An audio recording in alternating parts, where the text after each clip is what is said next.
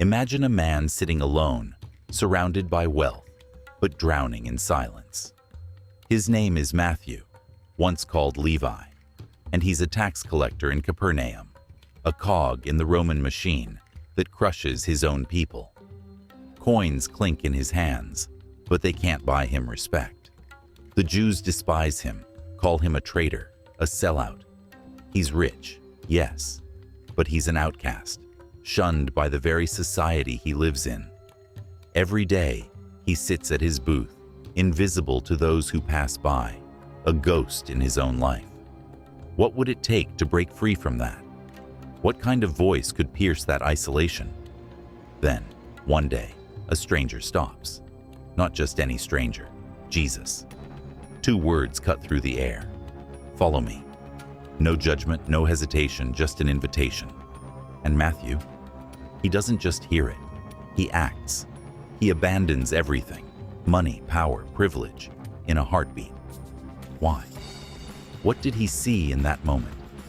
What could possibly make a man like him walk away from it all? This isn't just a story of a job left behind. It's a collision of despair and hope, a radical choice that echoes through time. Want to know what happens next? Stick around. Let me take you back to a dusty, sun-scorched town called Capernaum, nestled by the shimmering Sea of Galilee. This is where our story begins, with a man named Matthew, though at the time, everyone knew him as Levi. Picture him sitting at his tax booth, a small wooden table stacked with coins, scrolls, and the weight of 1,000 judging eyes. Matthew wasn't just any man. He was a tax collector, a profession that carried more than a job title. It carried a curse. In the eyes of his own people, the Jews, he was a shadow, a traitor, a man who'd sold his soul to the Roman Empire. That empire wasn't just a distant ruler. It was a brutal, suffocating force, grinding down the Jewish people with its laws, its soldiers, and its endless demands for tribute. And Matthew? He was the face of that oppression, right there in Capernaum. Imagine the scene.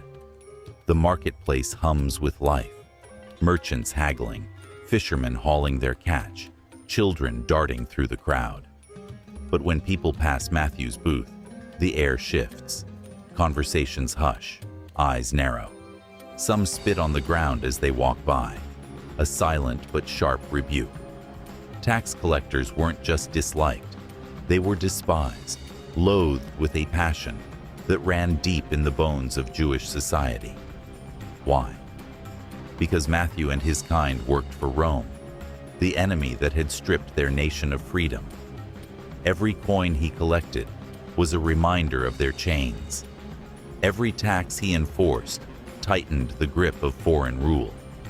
To the Jews, he wasn't just taking their money, he was stealing their dignity, their hope, their very identity.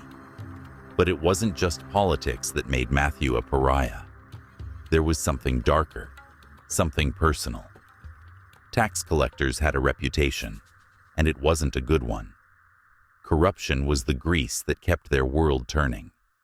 They were known to overcharge, to skim a little, or a lot, off the top, lining their pockets while the poor scraped by. Did Matthew do this? We don't know for sure. Maybe he sat there, day after day, justifying it to himself. It's just business. It's how things work. Or maybe he didn't. Maybe he was honest in a dishonest game. Either way, it didn't matter. The label stuck. To his neighbors, he was a leech, a man who profited off their suffering. Guilty or not, he bore the shame of his trade. Picture him there, surrounded by wealth, but utterly alone. His booth might as well have been an island. No one stopped to chat. No one invited him to their table. The Jewish purity laws made it worse. He dealt with Gentiles, the Romans and their agents, day in and day out. To the religious, that made him unclean, untouchable. He was a Jew by birth, but in their eyes, he'd crossed a line. He wasn't one of them anymore. Can you feel the weight of that?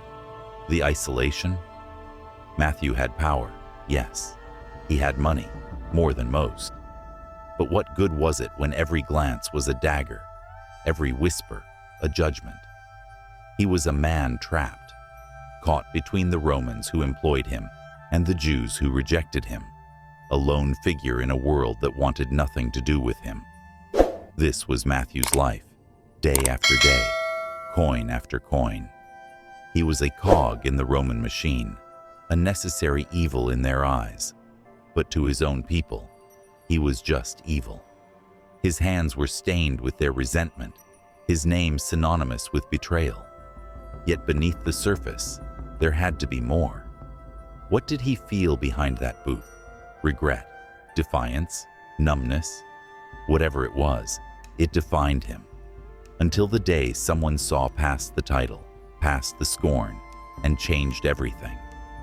That's where this story turns, where Matthew's world cracks open. But for now, let's linger here, in the dust and the tension, with a man who carried the burden of a broken society on his shoulders. This was Matthew, the tax collector, before he became something more. Let me take you deeper into Matthew's world, into the heart of what it meant to be, despised by society. Picture him there, sitting at his tax booth in Capernaum, a city alive with trade and tension. The air is thick with the smell of fish from the Sea of Galilee, the chatter of merchants, and the clink of coins changing hands.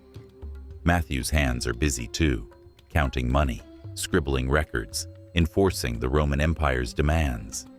He's a tax collector, a man with power, but it's a power that comes with a heavy price. To his own people, the Jews, he's not just an annoyance. He's a traitor, a wound in their community, a living symbol of everything they despise.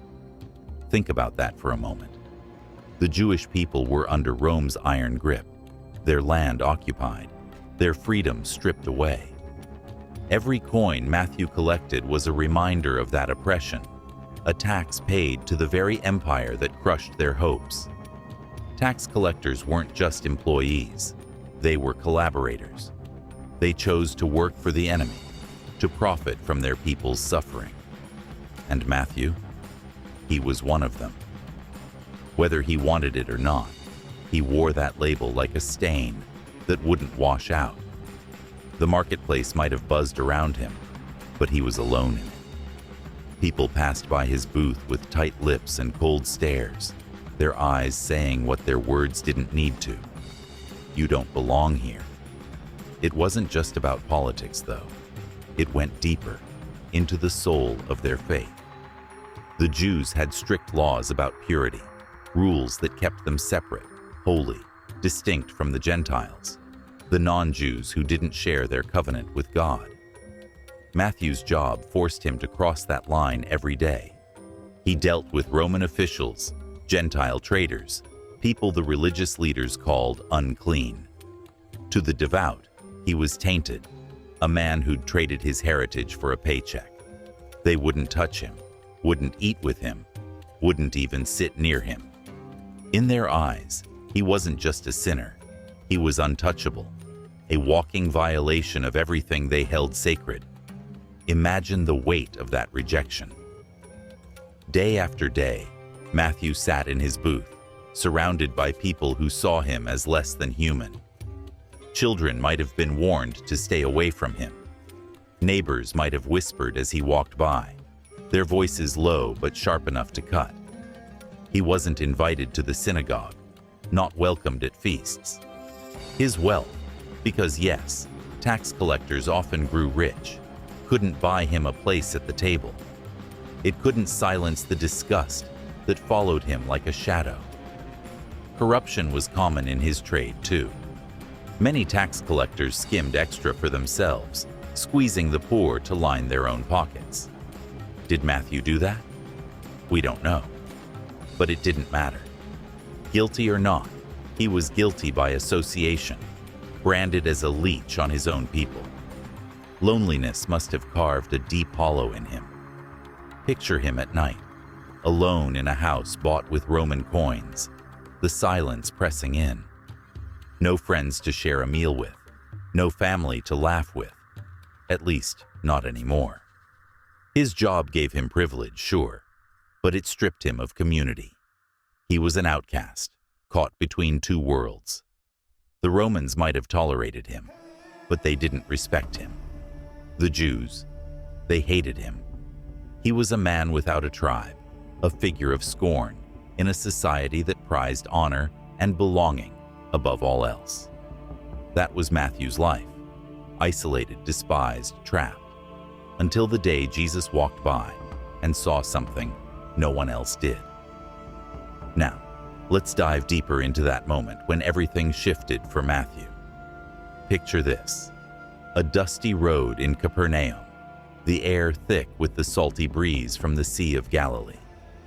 Matthew is sitting at his tax booth, hunched over a pile of coins, his fingers stained with ink from scribbling records.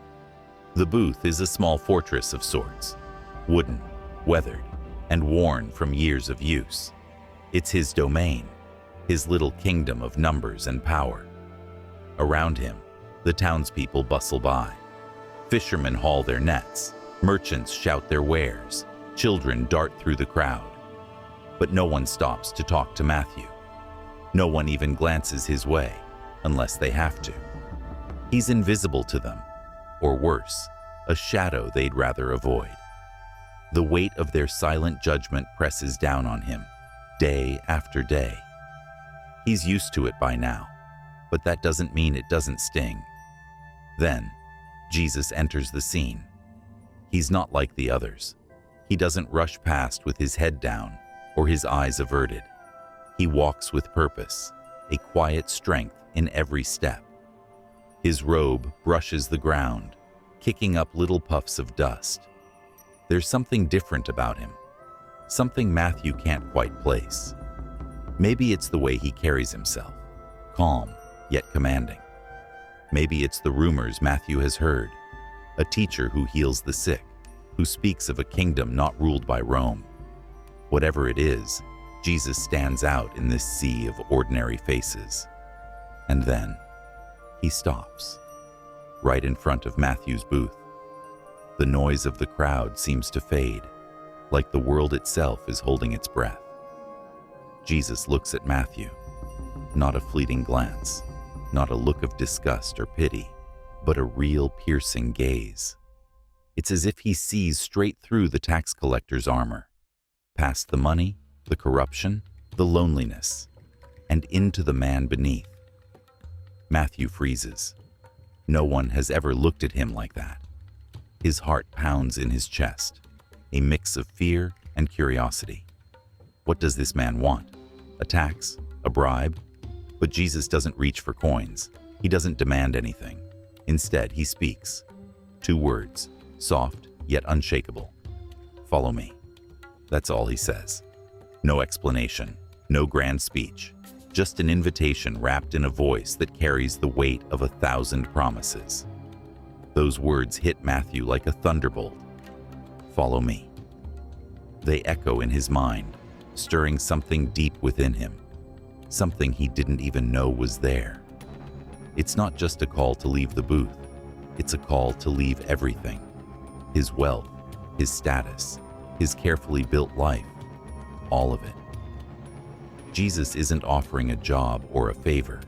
He's offering a chance to step out of the shadows, to shed the skin of the traitor everyone hates, to become something more. Matthew's hands tremble as he grips the edge of the table. The coins glint in the sunlight, mocking him with their cold, lifeless shine. They've been his master for so long, chaining him to this booth, this existence. But now, there's a choice. What must have gone through his mind in that moment? Doubt, maybe. Fear, certainly. Who wouldn't hesitate when faced with such a leap? He could stay, keep his money, his power, his predictable days. Or he could go, into the unknown, with a man he barely knows, toward a future he can't see. But there's something in Jesus' eyes, something in those 2 words that pulls at him. It's hope, it's freedom, it's a lifeline thrown to a drowning man. Matthew feels it in his bones. This is his moment, his one shot to break free. And so, he rises. His chair scrapes the ground. His breath catches. He steps out from behind the booth, leaving the coins, the scrolls, the old life behind. He follows, and with every step, the world feels lighter, brighter, alive. Now, let's pause and really dive into what happened next. Matthew's decision. It's the heartbeat of this story, the moment everything turned upside down. Picture him there, sitting at his tax booth. The air's thick with the salty breeze off the Sea of Galilee, the clink of coins echoing as he counts them. He's surrounded by scrolls, records of every penny squeezed from fishermen, merchants, and widows. This is his world, structured, predictable, lucrative. He's got a cushioned seat in Capernaum society, a life most would envy. Sure, the Jews hate him, but their scorn is drowned out by the weight of his purse. He's built walls of wealth around himself, a fortress against their glares. This is who he is, Levi, the tax collector, a man who trades dignity for denarii. Then Jesus walks up. 2 words slice through the hum of the marketplace. Follow me. That's it. No grand promises, no negotiation. Just a call, sharp and clear, like a blade cutting through the fog. Matthew's head snaps up. His hands freeze over the coins. Those words aren't just an invitation. They're a thunderclap, a summons that rattles his soul. Follow me. Leave this booth, this life, this identity. Step into the unknown. Can you feel the weight of that moment? The air seems to still, the chatter of the crowd fading as Matthew locks eyes with Jesus. There's something in that gaze, something alive, magnetic, pulling him like a tide he can't resist. What does he do? He doesn't sit there weighing pros and cons. He doesn't consult his ledgers or calculate the cost. No, Matthew stands up.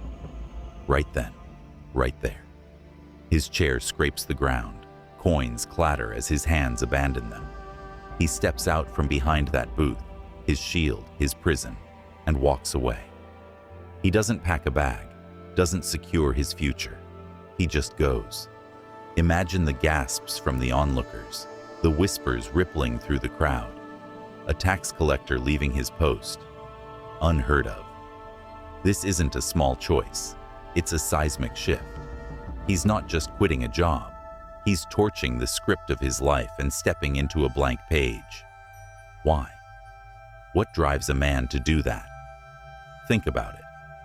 Matthew's got stability, money flowing like a river, a house bigger than most in Capernaum, a status that, despised or not, keeps him above the grind of the poor. He's not starving. He's not desperate. Yet he walks away from it all. Maybe it's the emptiness gnawing at him, the hollowness that wealth can't fill. Maybe it's the shame he's buried under every coin he's collected.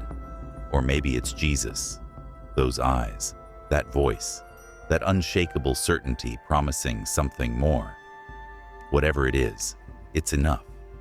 Enough to make him trade velvet robes for dusty roads, a full table for a beggar's share.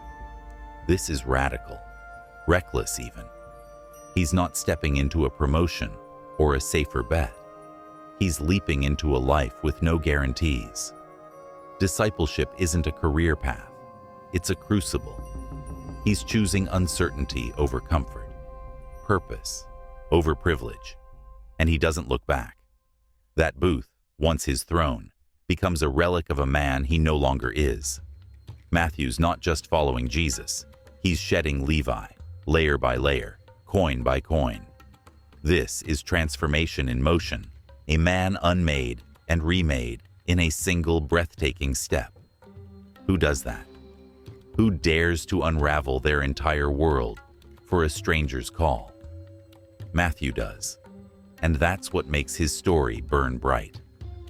Soon after Matthew made his life-altering decision to follow Jesus, he did something extraordinary that revealed the depth of his transformation. He threw a banquet, a grand, lavish feast at his own house. This wasn't a quiet dinner for a few close friends. No, this was a bold, vibrant celebration, a gathering that would echo through the streets of Capernaum. Matthew opened his doors wide, inviting Jesus to be the guest of honor. But he didn't stop there. He extended his invitation to the very people society had cast aside. Tax collectors like himself, sinners, outcasts, the forgotten ones who carried the weight of judgment every day. Picture it. A house filled with the hum of voices, the clatter of dishes, the scent of roasted meat and fresh bread wafting through the air. This was no ordinary night. Why did he do it? Matthew had tasted something new. Acceptance, purpose, a sense of belonging he'd never known in his old life. As a tax collector, he'd sat alone at his booth, surrounded by wealth, but starved of connection. The coins he counted couldn't buy him a seat at the table of his own people. But now, with Jesus, everything was different. Matthew saw in Christ a man who didn't just tolerate the broken, he sought them out. Jesus didn't flinch at their flaws or recoil from their pasts. He leaned in, listened, and offered them a place. Matthew understood this in his bones. That banquet was his response, his way of shouting to the world, "I've found something real, and I want you to find it too." Imagine the scene inside that house. Tax collectors, men with calloused hands and hardened hearts, sat shoulder to shoulder with others labeled as sinners, people who'd been pushed to the edges of society for their mistakes or their defiance. These were the ones the religious elite wouldn't touch, wouldn't even glance at, without a sneer. Yet here they were, reclining at Matthew's table, their eyes wide with wonder as Jesus spoke. What did he say to them? Maybe he told stories of lost sheep being found, of sons welcomed home after wandering far. Maybe he laughed with them, his voice warm and steady, cutting through the shame they'd carried for so long. Whatever it was, it drew them in. The room buzzed with life, with hope, with the kind of energy that crackles when broken things start to mend. Matthew didn't just host this feast, he lived it. He moved through the crowd, his face alight with a joy he couldn't contain. This wasn't the calculating tax collector anymore, the man who measured his worth in gold. This was a new Matthew, a man who'd traded his ledger for a purpose far greater. He watched as his guests, his unlikely new family, leaned closer to Jesus, hanging on his every word. For the first time, Matthew wasn't the outcast. He was the bridge, the one bringing these lost souls into the presence of something transformative. He'd been given a gift, and now he was sharing it, pouring it out like wine into every cup he could fill. The banquet stretched late into the night. Laughter mingled with quiet confessions, stories of regret swapped for promises of change. These weren't just guests. They were witnesses to a revolution quietly unfolding. Matthew had opened his home, but more than that, he'd opened his heart. He saw himself in every face there, the shame, the loneliness, the longing for something better. And he saw Jesus meet them right where they were, without judgment, without hesitation. That's what made this night unforgettable. It wasn't about the food or the wine. It was about the collision of grace and need, about a tax collector turned disciple showing the world what he'd discovered. This was Matthew's declaration. Jesus came for us, the ones no one else wanted, and in that truth, he found his place. Here's the expanded version of Part 6, crafted to be engaging and captivating, reaching approximately 600 words. Now, let's pause for a moment and step into the tension that followed Matthew's banquet. Picture the scene. The air still warm from the feast, the sound of chatter and clinking cups fading as a shadow loomed over the celebration. The Pharisees were there, not inside, mind you, but watching, lurking like hawks, circling prey. These were the gatekeepers of righteousness, men draped in authority, their robes pristine, their rules unbending. They didn't mix with the likes of Matthew or his guests. To them, this banquet was a disgrace, a stain on everything they stood for. And Jesus?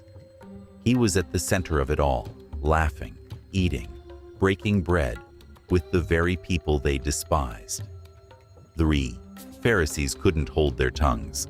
Their voices rose, sharp and accusing. Why does this man, this so-called teacher, dare to sit with tax collectors and sinners? Feel the weight of that question. It wasn't just confusion, it was outrage, dripping with contempt. To the Pharisees, purity was everything. They'd built their lives around it, crafting a world where holiness meant separation. Tax collectors like Matthew, they were traitors, stained by Roman coins and Gentile filth. Sinners, they were the lost causes, too broken to redeem. And here was Jesus, not just tolerating them, but joining them, sharing a table, a meal, a moment. To the Pharisees, this wasn't just odd, it was scandalous, an insult to God himself. They saw Jesus as a threat, a man unraveling their carefully woven system with every bite he took at that table.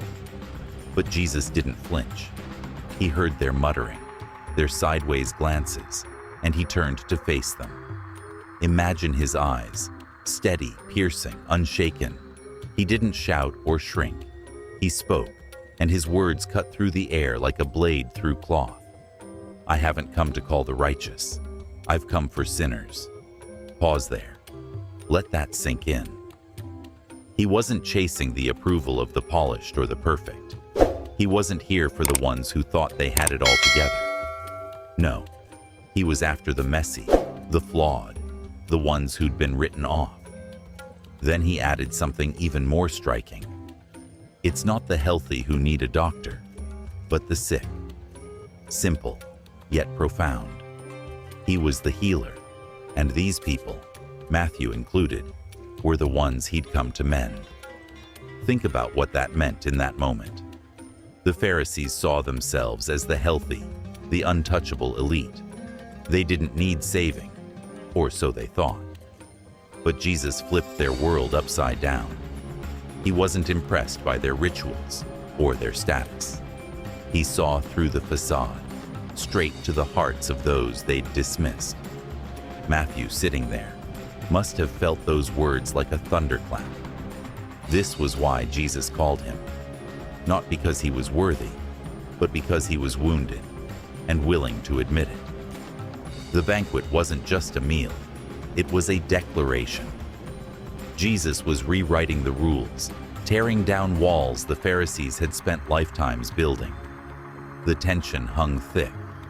The Pharisees didn't cheer or nod in understanding. Their faces hardened, their whispers grew darker.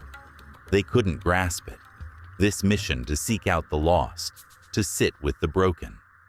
But for Matthew and the others at that table, it was everything. Jesus wasn't just defending them, he was claiming them. He was saying, "You're not too far gone. You're not beyond reach. I'm here for you." His response wasn't just a rebuttal to the critics. It was a lifeline to the outcasts, a promise that echoed beyond that room. And in that clash of judgment and grace, the heart of his purpose burned bright, to heal, to restore, to call the ones no one else would. That's what made the Pharisees squirm and the sinners hope. Now let's dive deeper into the heart of Matthew's story, his transformation, his new beginning. After that fateful day when Jesus called him, Matthew wasn't the same man anymore. He shed his old name, Levi, like a snake sheds its skin. Levi, that name carried weight, didn't it? It meant joined or attached, a fitting label for a man tethered to a life of tax collecting, bound to the Roman Empire, chained to a world of greed and isolation. But that wasn't who he was destined to be. No, something extraordinary happened. He became Matthew, a name that whispers, gift of God. Can you feel the shift in that?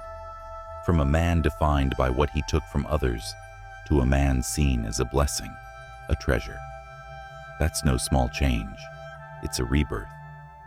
Picture Matthew standing there, the echoes of his old life fading behind him. The tax booth, the piles of coins, the suspicious glares, they're all shadows now. Jesus didn't just give him a new name, he handed him a new identity. This wasn't about erasing the past, but redeeming it. Matthew had been an outcast, a man the religious elite wouldn't touch with a 10-foot pole. Yet Jesus saw something in him, a spark, a potential, a soul worth saving. And when Jesus chose him as one of the 12 apostles, that spark ignited into a flame, an apostle. Can you imagine the weight of that honor? From a despised collaborator to a foundational figure in Jesus' mission, this was no ordinary promotion. It was a divine appointment. Think about what that must have meant to Matthew. He wasn't just following Jesus anymore. He was stepping into a role that would shape history. The 12 apostles weren't random picks. They were the inner circle, the ones Jesus trusted to carry his message to the ends of the earth. And Matthew, the tax collector, was one of them. How did that feel? Walking alongside fishermen, zealots, and ordinary men, knowing he'd been handpicked too. Did he ever wake up in the night, heart pounding, wondering if it was all real? Or did he feel a quiet certainty, a peace that settled deep in his bones? Whatever he felt, one thing was clear. His life had purpose now. He wasn't counting coins anymore. He was counting on something greater. Matthew's journey as an apostle wasn't just a title. It was a calling that pulled him into the thick of Jesus' work. He watched miracles unfold, blind eyes opening, storms calming, lives mending.